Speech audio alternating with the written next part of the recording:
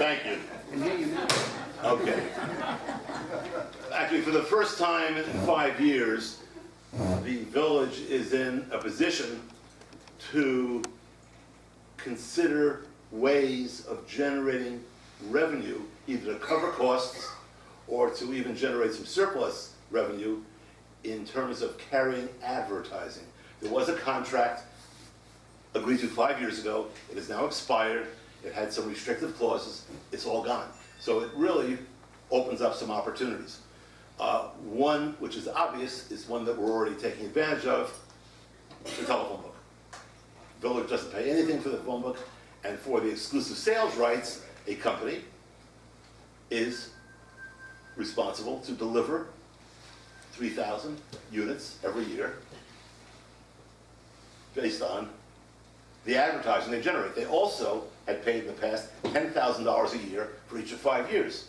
I was involved with the committee under Terry Sullivan's direction to create a new RFQ, and we raised it so that that contract has now been awarded for 3 years at $15,000 a year. It's not a lot, but it's, it gives you a sense of the direction. That's something that is currently being done. Another possible, obvious source of revenue could be advertising in the bulletin. Here you have a publication that was once 52 times a year. 8 years ago, it was chosen, decided by the trustees to go once a month. Not twice a month, once a month. That's another discussion. But the point is that based on the frequency with which you publish this, and if the right source is available, not to print it, because we do that in-house, but to be able to excel enough advertising without making it overburdened, you can certainly liquidate the costs of postage and of paper, not the cost of leasing the equipment. That would be beneficial. Also, it is a valuable property, because there is no media today that's available to any advertiser, local, regional, or otherwise, that reaches 100% of the people in Heritage Village. The Heritage Villager reaches about 45%, and on it goes. So for people who know how to sell advertising, having some knowledge of that area, it's a very attractive possibility. Okay, couple of footnotes on the RFQ, which I wanted to share with you. There were two features of the RFQ that never appeared before. It has nothing to do with money, but I think you'd all like to know about it. One, we decided that it would be nice to have a map that you could read without a magnifying glass. And so we specified that the map would not be this size, basically 11 by 17, it would be 17 by 22, it would be double the size, and folded, printed in 2-color, and bound in, or separate. It's still a discussion whether it's bound in or loose, so that now we can all find each other without having a magnifying glass. I've gotten lost. Really, I've actually taken a magnifying glass with me, and I'm looking, where the hell is this place? Okay, so that was one thing. The other one is, another point, is that in the past, as we all know, the book is not totally delivered on time. I mean, I just got my 2015 edition, as you all did, 8 months after the beginning of the year. So it wasn't really news to me to know who the officers were. The new RFQ, I don't want to belabor this, requires a delivery date of March 2016, which gives enough time for the officers who have been elected, duly elected for 2016, their names to appear and so forth. And that's just in a footnote. I thought you'd just be interested in knowing that. We talked about the bulletin. I've done some review of that. It would not take very many pages, a few pages, to cover all the costs of postage. There are some limitations because, without getting into too much detail, the bulletin cannot be more than 36 pages because that's the maximum weight of 3.3 ounces, which gives you the every door direct mail rate, which you're all familiar with, of 18 cents. You go to 3.4 ounces, you're probably looking at $1. So there's a big difference. And so economically, there's some limitations.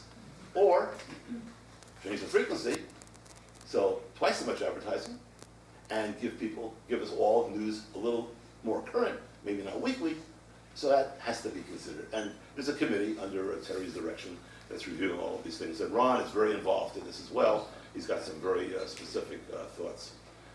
Another possibility, which has not been explored, I've discussed it a little bit with Tony and Lorraine and a few others, but not in any organized way, is the possibility of taking some of the information that now appears in the bulletin that has nothing to do with what's coming up, it has nothing to do with rules and regulations, but as Marvin reminded me several years ago, and he was right and he's still right, what good is it unless you index all of this information? So if somebody moves in tomorrow, they don't know about the Red Cross that can provide, at no cost, a fire smoke alarm.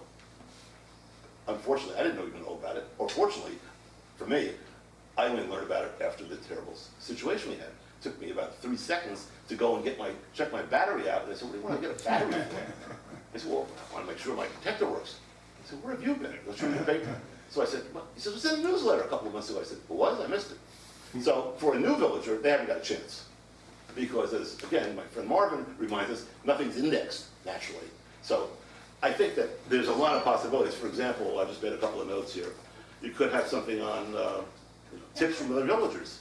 I think people would love to know, what do you think? What are you doing? What are we all doing? Maybe how do you reduce your cost for electricity without having a solar field, which we don't even know if is legal. How to make your home safer, obvious.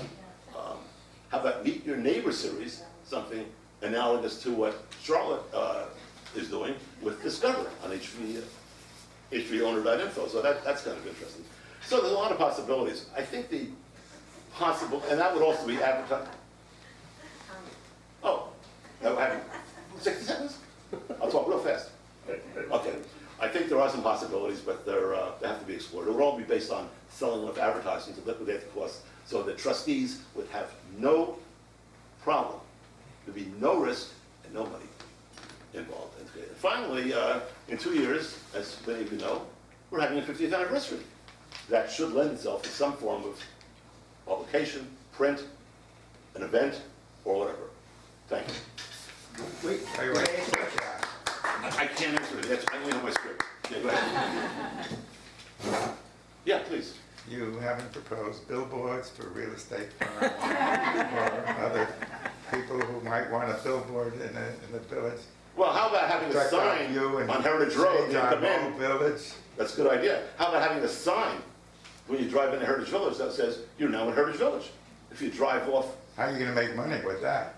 you can have it sponsored by a real estate firm. The back of the sign says McDonald's. I'm not sure we want to go there. Yes, please. Okay, on the golf course.